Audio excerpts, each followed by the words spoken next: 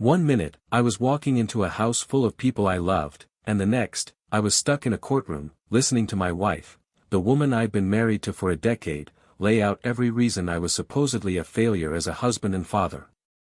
The lies came so easily to her, like she'd practiced them for months. And maybe she had. Julia, back when we met, she was everything I thought I wanted. Sharp, driven, the kind of woman who could light up a room just by walking into it. I never expected that ambition of hers to twist into something ugly, or that I'd be the one in its crosshairs. But there we were. The person I'd trusted with my whole life had taken that trust and used it to gut me. And the court? They handed her the knife.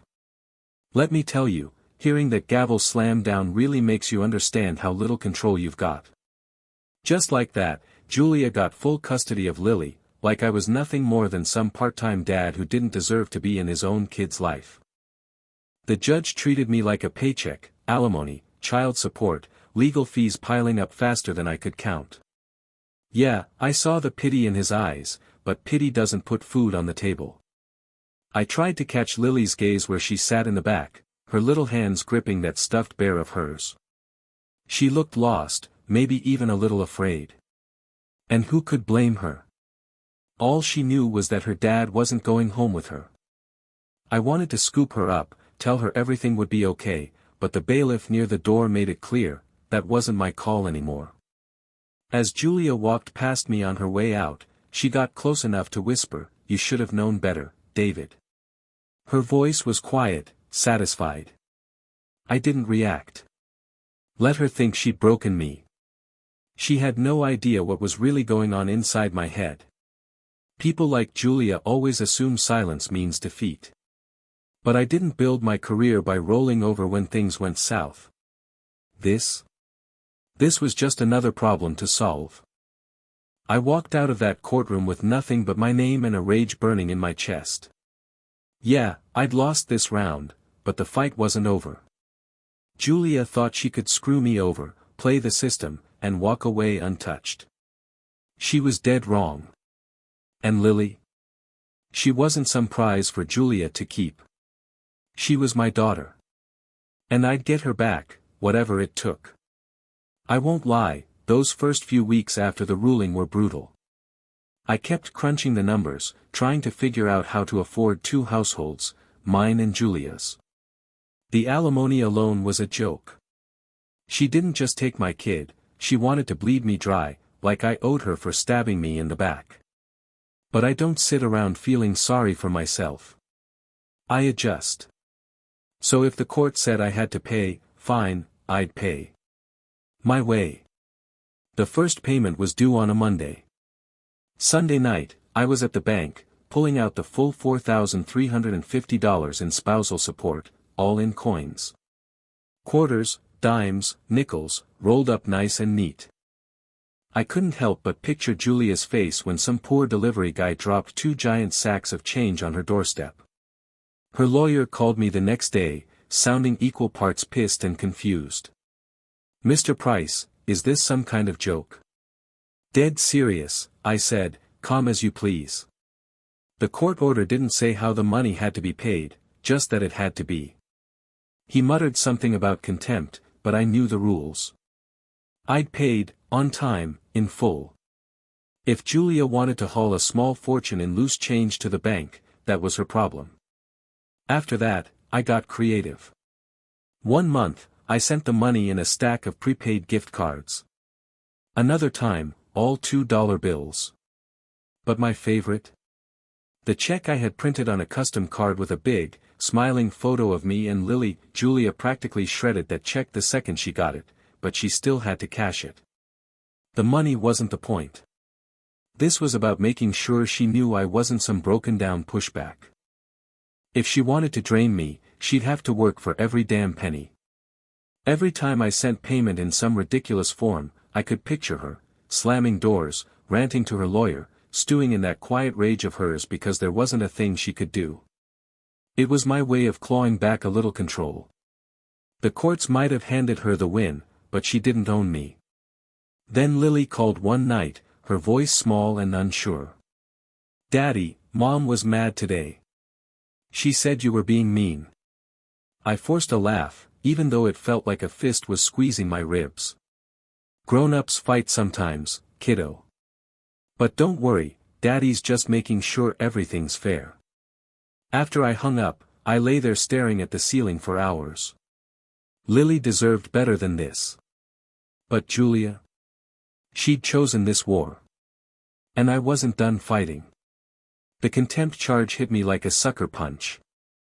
I knew I'd been towing the line with those payments, but when the cops showed up at my office one Thursday, cuffs in hand, I realized Julia wasn't just playing hardball, she wanted me gone. Jail wasn't like the movies. It was quieter. Colder. Like the whole place was holding its breath. They stuck me in a cell barely bigger than a closet, with a roommate named Ben, a mountain of a guy who moved like he was always 3 steps ahead of trouble. I wasn't there to make friends. At first, the anger ate at me. Not just at Julia, but at the whole damn system. I'd followed every rule, paid every cent, showed up to every hearing, and still ended up locked away like some thug. The bitterness almost swallowed me whole. Then I remembered my old man's words, life only beats you if you stand still. So I moved. Kept my head down, watched, learned. Prison's its own kind of marketplace, and I've always had a knack for reading people. That's how I found Adam. A ghost from my past, my college roommate, the guy I'd built a tech startup with before life pulled us apart. He'd landed here after some bad bet spiraled. Seeing him was like spotting a flare in the middle of the ocean. Adam was still sharp, still had that restless mind that used to spin ideas during late-night bull sessions. We started plotting. Not just survival, revenge. Julia thought she'd buried me. Instead, she'd shoved me into the dirt, right where the seeds grow. We built slow. Adam had a gift for finding out who owed favors, whose secrets could be leveraged. I fed him everything I knew about Julia, her routines, her connections, her weak spots. Piece by piece, the plan took shape. When I wasn't working with Adam, I thought about Lily. Her laugh. The way she'd ask a million questions about the stars. How she'd curl against my side during movie nights, her tiny hands clutching popcorn. She was the reason I could take the punches and keep standing. Days bled into weeks. I learned the rules, when to trade, when to listen, when to disappear. By the time my release date came, I wasn't the same man who'd walked in. Stepping back into the sunlight, the world felt different. Julia might have won the battle, but she'd handed me the one thing I needed most, time to plan. And if there's one thing I know how to do, it's stage a comeback. Julia built her empire on lies and paperwork. And me? I was the earthquake waiting to hit. Freedom doesn't feel the same after you've had it taken away. Stepping out of that jail, I could feel the sun warming my skin, the air filling my lungs, but none of it mattered. Julia's betrayal sat like a stone in my chest. Justice wasn't enough anymore. I wanted ruin. Not some sloppy, emotional outburst. No, I wanted it precise. Surgical. The kind of revenge that leaves no fingerprints. Julia had turned my life into a war zone. Fine. But wars aren't won by standing in the wreckage. They're won by burning the other side to the ground. First call, Ethan. My brother. A man who knew how to operate where the light didn't reach. He didn't ask for explanations. Just 4 words, tell me what you need. Second call, Logan. My business partner and one of the last people on earth I trusted. If there was a paper trail, Logan could find it, or make it disappear. We're not just going after Julia, I told him. We're going after everyone who helped her bury me. Julia thought she was untouchable. But nobody's perfect. And perfection is the only thing that keeps you safe in a fight like this.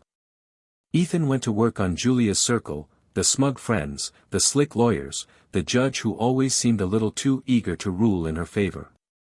Logan followed the money. And what do you know? The deeper we dug, the uglier it got. fancy vacations, shady deals, a habit of cutting corners that was about to catch up with her. Meanwhile, I played my part perfectly, the broken ex-husband, the man who'd accepted defeat. Julia had spent months painting me as weak. Let her believe her own lies. Lily, she didn't know it, but she was helping. During our short visits, she'd chatter about Julia's parties, the new friends coming and going. Just kid stuff to her. To me, intel. I hated using her like this, but one day, she'd understand. One day, she'd know the truth. For now, I watched. I waited. Julia had built her empire on lies. And empires like that? They always fall. The call came when I least expected it. Lily's voice was small and unsteady on the line, not the usual cheerful chatter I'd clung to during those supervised calls. Daddy. I want to come home. My lungs locked. Home. A word that hadn't meant anything real in years. What's wrong, sweetheart? I kept my tone even, but my knuckles were white around the phone. I don't like it here. A whisper, like she was afraid someone might hear. Mom's never really here, you know. And her friends are different. I miss you. I sank into the nearest chair. The legal warnings flashed in my head, no parental alienation, no interference, but this wasn't me manipulating anything. This was Lily. My kid, my blood, old enough now to see through Julia's polished act. Listen to me, I said, slow and clear. You've got a home with me whenever you're ready. But the courts. I hate the courts. The outburst startled me. 16 years old, and her anger had the same razor edge as mine. I don't care what they say. I'm not a little kid anymore. That's when I knew. The tide was turning. Lily's rebellion expanded for impact. Julia didn't see it coming. Lily stopped fighting with her, just got quiet. Stopped coming home after school. Started forgetting family events. Julia was too busy with her new crowd to notice her own daughter slipping away until it was too late. Then came the Emancipation Papers. My girl walked into that courtroom with her chin high and a folder of her own, bank statements showing her part-time job savings, report cards proving she didn't need Julia's guidance, even a therapist's note about the emotional neglect. The judge took one look at Lily's steel-eyed resolve and granted it. The way Julia screamed at her in the parking lot after. That's what sealed it. Lily didn't even flinch. Just loaded her duffel bag into my car and said, "Let's go home, Dad." Reclaiming what was ours. Having Lily back was like someone finally turned the lights on after years of stumbling in the dark. She wasn't just my kid anymore, she was my ally. My reminder that this fight was never about money or pride. We rebuilt slowly. Her confidence first, those years under Julia's care had left marks. Then my business, piece by piece. And through it all, the quiet hum of justice rolling forward. The cracks started small. A missed deadline at her firm. Strange, Julia never missed deadlines. A client complaint about unprofessional behavior. Since when did Julia lose her charm? Then the rumors, whispers about creative accounting and borrowed funds. Logan's handiwork landed on the right desk at the perfect time. The board gave her 10 minutes to pack her office. But the real masterpiece? Ethan's contacts leaked the photos, Julia poolside in Cabo while claiming financial hardship to the courts. Julia cozying up to Judge Reynolds' nephew at a charity gala. Julia's handwritten notes about burying David in the legal paperwork. The social media mob descended like vultures. Her loyal friends evaporated overnight. Even the Starbucks baristas started forgetting her order. Karma's a bitch. And for once, she was working overtime. People ask if I felt bad watching Julia crash and burn. Let's be clear, she didn't crash. I pushed her. Every lie. Every manipulation. Every time she used Lily as a pawn. I made sure the world saw exactly who she really was. And that? That felt damn good. The day Julia lost the house should have felt like victory. Instead, it just felt empty. That McMansion she'd bled me dry to keep. Foreclosure notice slapped on the door like a punchline. The irony wasn't lost on me. All those years she'd played the struggling single mom while vacationing in Bali on my dime, and now she couldn't even keep the lights on. Lily surprised me though. No gloating. No, I told you so's. Just a quiet shrug when she saw the listing online. She's still my mom, she said, stirring her hot chocolate. But you don't get to burn everything down and act shocked when you're standing in the ashes. 16 years old and already wiser than most adults, last I heard, she was in a studio apartment near the highway, the kind with thin walls and a flickering neon sign out front. The queen of the country club circuit reduced to arguing with the landlord over the security deposit.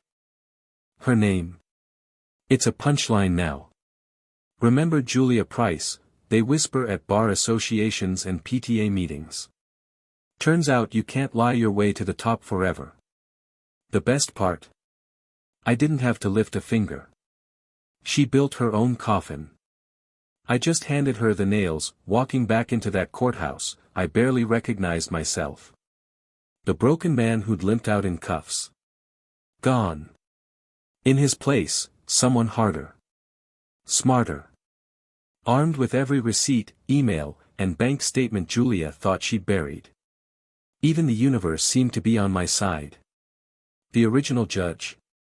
Early retirement after some creative rulings came to light. The new one had eyes like a hawk and zero patience for bullshit. I'll never forget the sound of Julia's lawyer choking on his own tie as Logan's evidence hit the table.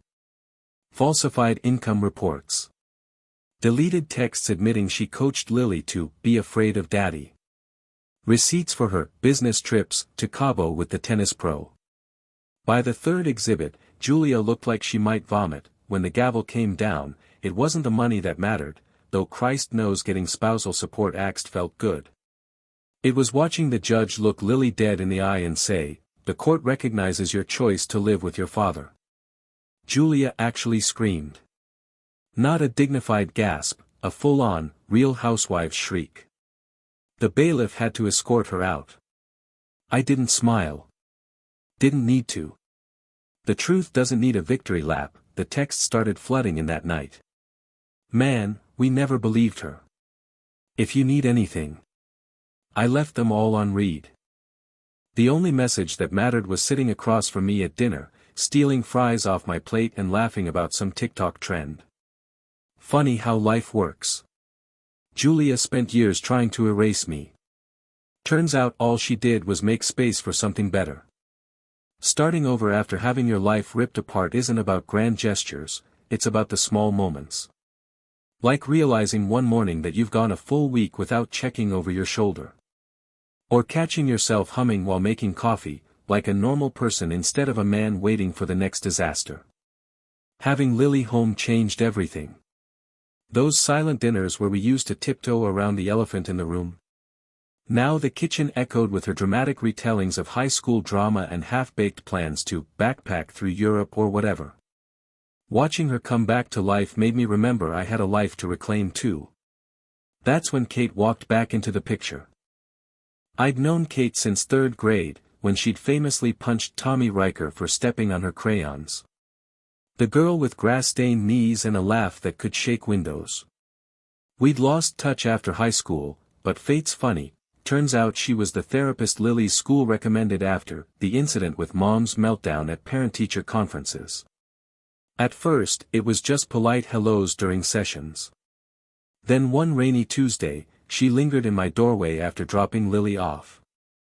"She's going to be okay, David. So are you." Simple words. But from Kate, they landed differently. Maybe because her eyes didn't do that pitying flicker everyone else's did. She looked at me like I was still that kid who could fix a busted bike chain with chewing gum and stubbornness. Coffee at the diner turned into her joining our Thursday pizza nights. Then one evening, I found her elbow deep in my sink fixing the garbage disposal. "What?" she'd said, grease smudged on her cheek. "You think because I'm a shrink I can't handle a wrench?" Lily took to calling her, the upgrade, when she thought we couldn't hear that we were on the porch swing watching fireflies when Lily appeared like a tiny prosecutor. "So. You guys doing the gross adult dating thing yet?" Kate choked on her lemonade. I pointed the barbecue tongs at my daughter. "Nosy. Please. You've been fixing her car every weekend for a month." Lily rolled her eyes. "Just kiss already so I can stop pretending not to notice." Kate's snort laugh echoed across the yard. That's when I knew, this was real. The house stopped feeling like a museum of bad memories. Kate's boots piled by the door, Lily's terrible playlist blasting from the shower, the fridge covered in her college acceptance letters, it all started to feel like living instead of just surviving. Julia. She popped up occasionally in society pages, new husband, new nose, same hollow smile. Last I heard, she was suing her third interior designer. Some people never learn. But me? I learned the best revenge isn't destruction. It's building something better from the rubble. As I sat there that night, Kate's head on my shoulder, Lily dramatically reenacting her cafeteria showdown with a vegan activist, it hit me. Julia tried to erase me. Instead, she made space for everything that truly mattered. Julia's downfall was just the beginning. Like dominoes, every crooked player in her little game started toppling. The judge who'd rubber-stamped her lies got disbarred. Turns out our case wasn't his first rodeo with creative rulings. His fancy golf buddies at the country club suddenly couldn't remember his name. Then came her lawyer. That slick bastard who'd coached Julia on how to fake domestic abuse claims. Lost his license faster than you can say perjury. The Bar Association uncovered 3 other cases where he'd pulled the same stunt. Karma's a hell of a bill collector. Even her inner circle got scorched. The friends who'd lied under oath found themselves uninvited from the PDA. The business partners who'd helped hide assets got audited into oblivion. Funny thing about rats, they always jumped ship first. That I didn't throw a single punch. Just stood back and watched the truth do its work. There's a special kind of justice when people destroy themselves with the same weapons they used on you. No grand speeches, no courtroom theatrics, just the slow, inevitable crash of a house built on lies. Lily asked me once if it felt good. Not good, I told her. Necessary. At 17, my kid was already twice the adult her mother pretended to be. I'm majoring in psych, she announced one night over tacos. Maybe help kids who got screwed over like I did. Kate squeezed my hand under the table. We both knew what she wasn't saying, that surviving Julia's war had given her a purpose. I still have the photo from her graduation on my desk. Not the stiff professional one, the candid shot where she's mid-laugh, her cap crooked, with Kate and me flanking her like proud bookends. Turns out getting framed for incompetence makes you a hell of a business consultant. These days, I mentor startups run by guys who got screwed over like I did. Teach them how to spot wolves in sheep's clothing. How to document everything. How to fight back without becoming what you hate. Funny, the skills that helped me survive Julia now put food on the table. You two are so boring. Lily groaned that Sunday, stealing bacon from my plate. When's the last time you did something wild? Kate gave me that look, the one that still makes my chest tight. 2 hours later, we were barreling down I-95 with no destination, windows down, Lily's terrible playlist blasting. Somewhere past Richmond, she fell asleep in the back seat, her prom heels kicked off and her graduation tassel dangling from the rearview. Kate traced circles on my palm. We made it, she murmured. I didn't answer. Just watched the mile markers fly by, thinking about how far we'd come. Last I heard, she's in Atlanta married to some corporate lawyer. Still posting filtered sunset pics #blessed while her sister's kids GoFundMe sits untouched in her mentions. Some people never change. But me? I stopped keeping score years ago. They say living well is the best revenge. Bullshit. Living free is the revenge. Free of their lies. Free of the anger. Free to love the people who stayed real. As Lily's off-key singing filled the car that day, I realized, I didn't just weather the storm. I learned to dance in the rain. And damn, does it feel good.